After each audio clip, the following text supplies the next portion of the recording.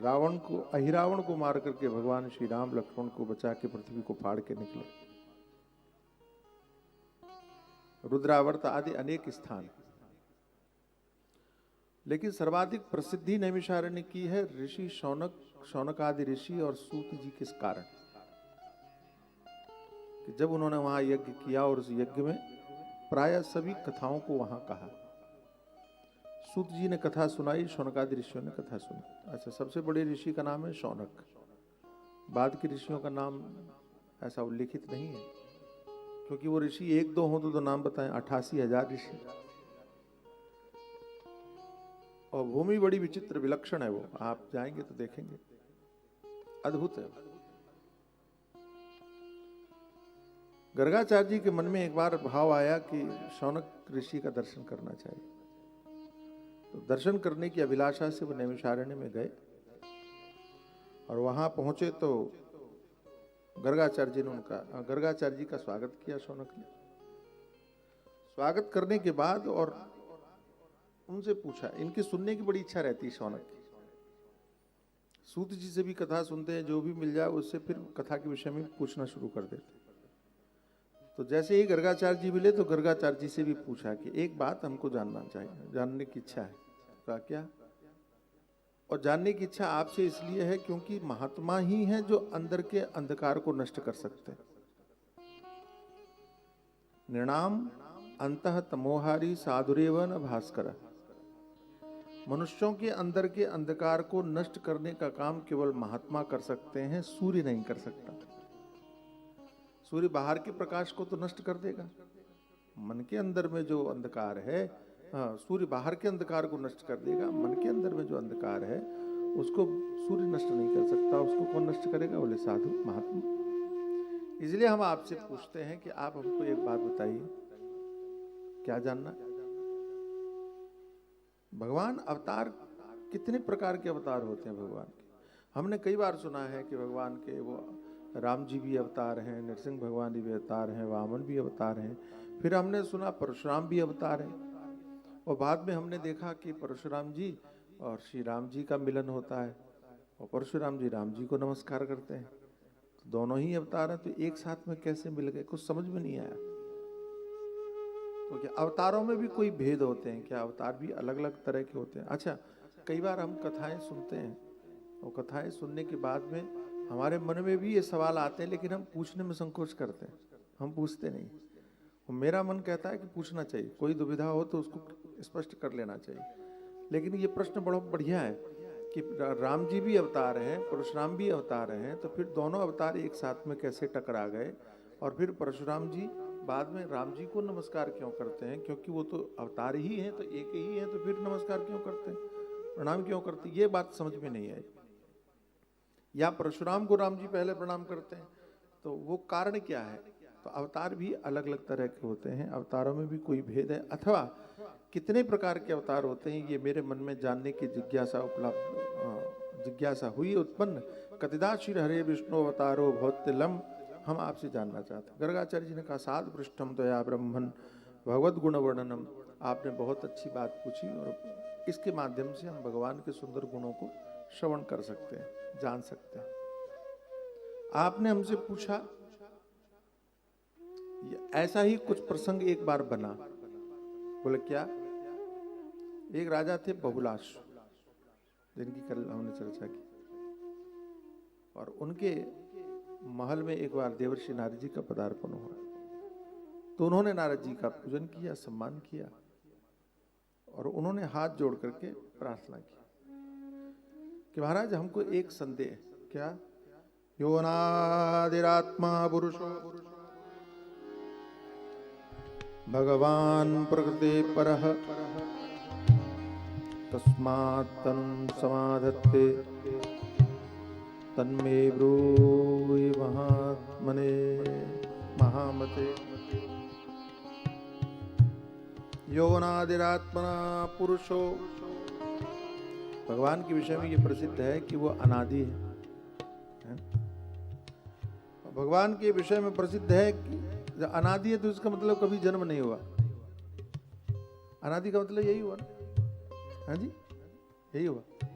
जिसका कुछ आदि नहीं है, कब से शुरू हुआ कोई जानता नहीं है। तो प्रश्न यह है कि जो अनादि है वो जन्म कैसे ले सकता है? आपने कह दिया, हमने मान लिया कि भगवान का अवतार होता है, क्योंकि आप गुरुजन हैं, हम कुछ बोल नहीं सकते। लेकिन एक मन में बात तो आती है कि जो अनादि है वो जन्म लेता क्यों है? कारण क्या है? और जो सबकी आत्मा है उसको शरीर धारण करने की आवश्यकता क्या है? हम कहते हैं ना कि परमात्मा सबके अंदर में बसा हुआ है। तो सबके अंदर में बसा हुआ तो शरीर तो सबके अंदर है ना, सबके पास। समझ में आया कि नहीं? ये शरीर हमारा है, अंदर में जो आत्मा है वो परमात्मा है कि नहीं? भगवान के रूप में, अंश के रूप में परमात्मा का ही अंश। तो जितने देह हैं, जितने शरीर हैं, सबके अंदर में परमात्मा ही बैठा हुआ है। तो उसको अपने लिए अलग से देह प्रकट करने की क्या आवश्यकता है? जन्म लेने की क्या आवश्यकता है? बात तो बढ़िया पूछी। और मैं इसलिए पूछ रहा हूं कि परमात्मा सर्वव्यापक है, तो परमात्मा अपने आप को एक शरीर में सीमित क्यों करता है? परिच्छिन्न क्यों करता है? जो व्यापक है परिच्छिन्न क्यों हो जाता है? थोड़े में क्यों हो जाता है? आवश्यकता क्या पड़ी? हम ये जानना। बात समझ में आ रही है ना? हमारे मन में यह अभिलाषा है। नारद जी ने कहा कि आपने बहुत बढ़िया बात पूछी। वो साधु देवता विप्रवेदानाम रक्षणाय वै तनुं दत्ते हरि साक्षात् भगवान आत्मलीलया यथा नट स्वलीलायां मोहितो न वरसदान्ये दृष्ट्वा च तन्मायां मुहुस्ते न संशयः।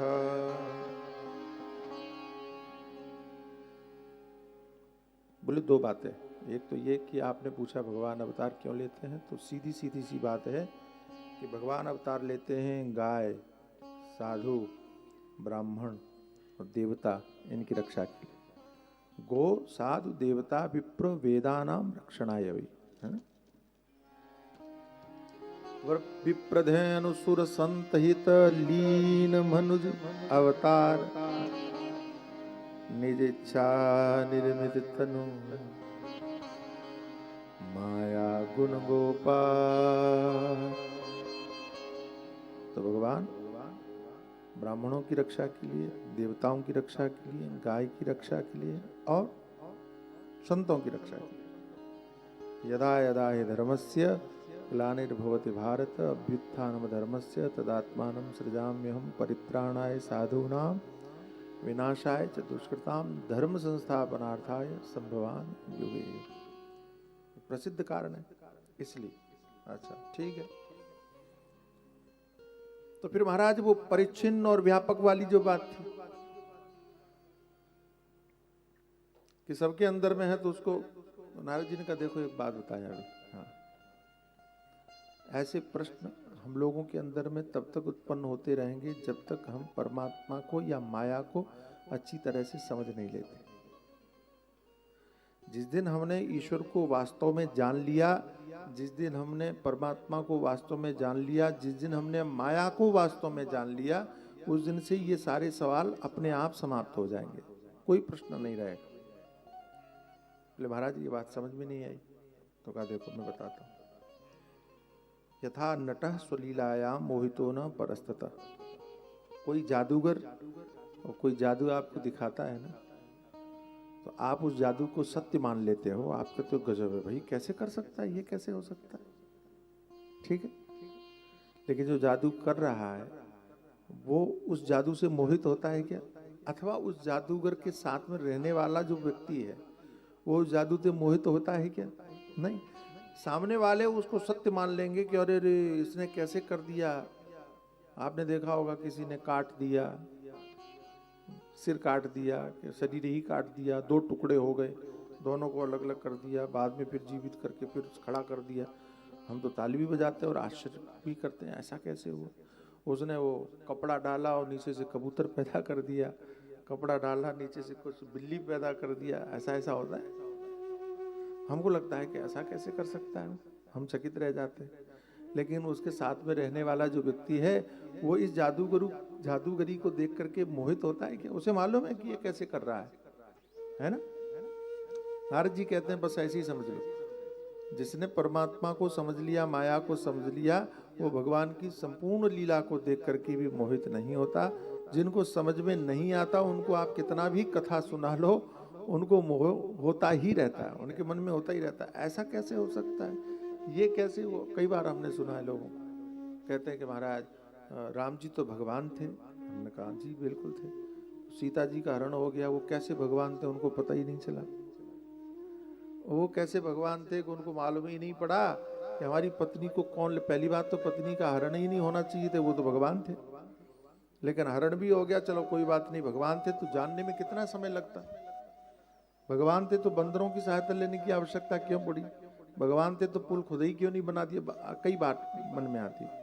तो ये प्रश्न उठना कोई नई बात नहीं है, ये सदैव ऐसा होता आया है। और यहाँ तक कि भगवान की सेवा में नियुक्त गरुड़ जी को भी संदेह हो गया, तो फिर दूसरों के संदेह की बात कहाँ तक करें। गरुड़ जी के मन में भी आ गया कि ये कैसे भगवान हैं, ये तो बंधन में पड़े हैं और इनके सांपों को मैं निकाल करके इनके बंधन से मुक्त कर रहा हूँ, सर्प पास से, नाग पास से हम मुक्त कर रहे हैं। तो गरुड़ जी के मन में संदेह हो गया। और छोड़ो, आप गरुड़ जी की भी छोड़ दो, संदेह की तो बात यहां तक आ गई कि सती जी को भी संदेह हो गया।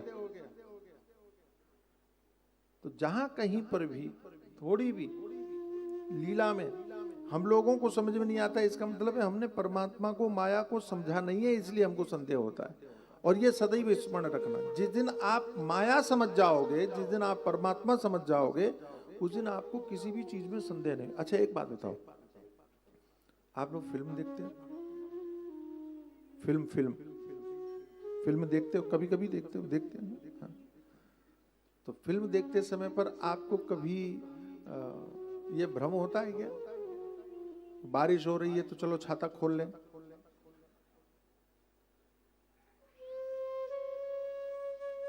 कि समुद्र में बाढ़ आने वाली है चलो भाग जाओ यहां से, उसमें देखा फिल्म में और आपके मन में वो भय पैदा हो गया, ऐसा होता है कभी? नहीं होता। क्यों नहीं होता? क्योंकि आप ये जानते हो कि ये जो दिख रहा है वो सब झूठा है, इसलिए आप निश्चिंत होकर के बैठते हो। अच्छा, लेकिन गजब देखो, पर्दे पर दिखने वाली कोई भी वस्तु सत्य नहीं है, लेकिन दिखती बिल्कुल सत्य है। अच्छा, पर्दे पर दिखने वाली अगर कोई वस्तु सत्य होती और विस्फोट होता, बम विस्फोट, तो सबसे पहले तो वो पर्दा ही उड़ना चाहिए था। आग लगने वाला कोई दृश्य होता तो सबसे पहले तो पर्दा ही जलना चाहिए था, लेकिन पर्दे का कुछ बिगड़ रहा है और दिखाई आपको ऐसा पड़ रहा है कि बहुत सारी गाड़ियां उस बम के कारण उछल गई, गिर गई, लेकिन पर्दे का कुछ बिगड़ नहीं रहा। दिखने वाला संपूर्ण दृश्य झूठा है, लेकिन सत्य की भांति प्रतीत होता है। और आप इस बात को जानते हो, इसलिए आपको परेशानी नहीं।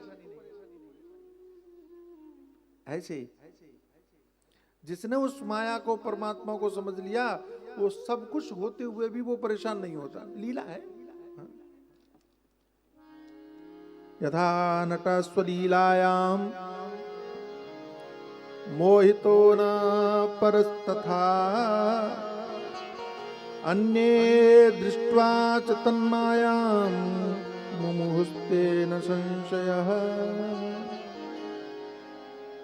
सीधी सी बात ये समझो, मोहित वही होते हैं जिन्होंने अपने आप को परमात्मा से दूर कर लिया अथवा संसार में फंसे हुए हैं। तो महाराज माया क्या है, मोह से बचा कैसे जाए? देखो,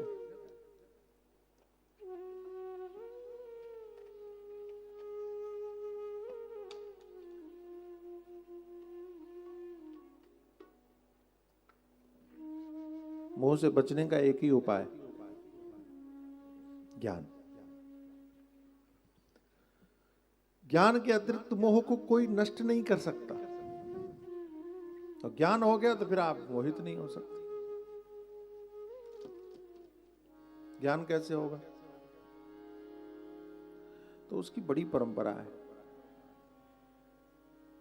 आपको श्रवण करना चाहिए, आपको मनन करना चाहिए, आपको निधिध्यासन करना चाहिए, आपके अंदर में विवेक होना चाहिए, वैराग्य होना चाहिए, षट संपत्ति होनी चाहिए, मोक्षता होनी चाहिए, आपके अंदर में क्या बोलते हैं, खुदा भक्ति होनी चाहिए, आपके अंदर में कर्म, निष्काम कर्म होना चाहिए। तो बहुत सारी चीजें हैं। एक ऐसा नहीं है कि हमने आपको एक बात बता दी और आपको ज्ञान हो जाए। ऐसा नहीं है कि हमने आपको एक कोई उपाय कह दिया और आपको ज्ञान उपलब्ध हो जाए। नहीं नहीं, है एक ही चीज जिससे आपको ज्ञान उपलब्ध होगा, एक ही चीज है। लेकिन उस एक चीज को प्राप्त करने के लिए हमको बड़े पापड़ बेलने पड़ते हैं। क्यों? इसलिए क्योंकि जन्म जन्मांतर के संस्कार है। क्या बोलते, 84 लाख योनि। तो 84 लाख योनियों के संस्कार होने के कारण वो एक बार में समाप्त नहीं होते। उनको मिटाने के लिए बड़ा परिश्रम करना पड़ता है, ठानना पड़ता है। ठीक है महाराज, लेकिन आप हमारे उस प्रश्न का उत्तर दीजिए। एक चीज और समझना, क्या कि भगवान के अवतार कितने प्रकार के होते हैं, ये तो बता सकते हैं। भगवान अवतार लेते हैं, बोले हाँ। तो कितने प्रकार के अवतार होते हैं? अनेक प्रकार के अवतार होते हैं। कौन कौन से? तो अंशांशों तथावेश कलापूर्ण प्रकृत्यते व्यासदेश स्मृतः षष्ठ परिपूर्ण तमः स्वयं। पहला अवतार होता है अंशांश अवतार, अंश का भी अंश। फिर दूसरा होता है अंशावतार, तीसरा होता है आवेशावतार, चौथा होता है कलावतार, पांचवा होता है पूर्णावतार और छठा होता है परिपूर्णावतार। गर्ग संहिता के अनुसार भगवान इन 6 रूपों से समय समय पर कार्य के विधान से, कार्य की प्रधानता से ये 6 प्रकार के अवतार लेकर के प्रकट होते हैं। अंशांशा अवतार क्या है? तो कहा कि जैसे मरीचि आदि ऋषिगण आरंभ में प्रकट हुए, फिर अंशांश अवतार। अच्छा, अंशावतार क्या है? बोले ब्रह्मा आदि, ये अंशावतार है। और कलावतार क्या है महाराज? बोले ये जो कपिल भगवान हैं, कूर्म के रूप में, कछुआ के रूप में भगवान प्रकट हुए, है ना, मत्स्य के रूप में भगवान प्रकट हुए, ये जो अवतार हैं ये कलावतार है। अच्छा, आवेशावतार क्या है? तो कहा कि जैसे परशुराम जी हैं, ये आवेशावतार। आवेशावतार का मतलब क्या होता है? बोले आवेशावतार का मतलब होता है कि किसी कार्य के निमित्त भगवान अमुक व्यक्ति के शरीर में प्रवेश करते हैं, वो कार्य पूरा हो जाता है तो फिर वो निकल जाते हैं। अब समझ में आ गया कि किसी कार्य को पूर्ण करने के लिए भगवान ने किसी के शरीर में प्रवेश किया और वो कार्य संपन्न हो गया तो फिर भगवान वहां से निकल गए। तो आवेशावतार का मतलब है वो न तो वो जब उत्पन्न होते हैं, प्रकट होते हैं तो आरंभ से नहीं होते। जैसे राम जी प्रकट हुए तो शुरू से ही, बचपन से ही वो भगवान के रूप में प्रकट हुए। परशुराम आदि ऐसे आरंभ से नहीं है, लेकिन जब उनको पृथ्वी का भार हल्का करना हुआ, भगवान आवेश के रूप में उनके अंदर में प्रविष्ट हो गए, वो कार्य संपन्न हुआ और वो अपने आवेश को निकाल करके बाहर हो गए।